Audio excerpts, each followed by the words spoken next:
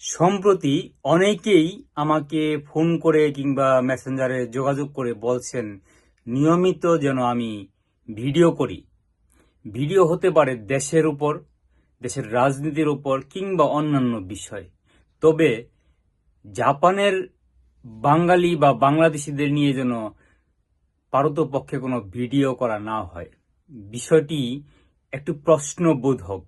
আমি জাপানে বসবাস করি, অথচ জাপানে বসবাসরত বাংলাদেশি কিংবা বাঙালিদের নিয়ে ভিডিও করতে আপত্তি, এর পিছনে একটি রহস্য বা কারণ অবশ্যই রয়েছে নিশ্চয়। সেটা জেনে পরবর্তীতে না হয় ব্যাখ্যা করব। আপাতত আমি আপনাদের কথা দিচ্ছি, প্রতিদিন কোনো না কোনো বিষয় নিয়ে 1 মিনিট হলেও ভিডিও করব। সেই ভিডিও হবে প্রশ্ন উত্তর পর্ব নিয়েই শুধু। আমি প্রশ্ন করব, অর্থাৎ আমি প্রশ্নকর্তা, আপনারা হবেন উত্তরদাতা। আপনাদের সাথে আমার চলবে পরবর্তী সব বিষয়ে।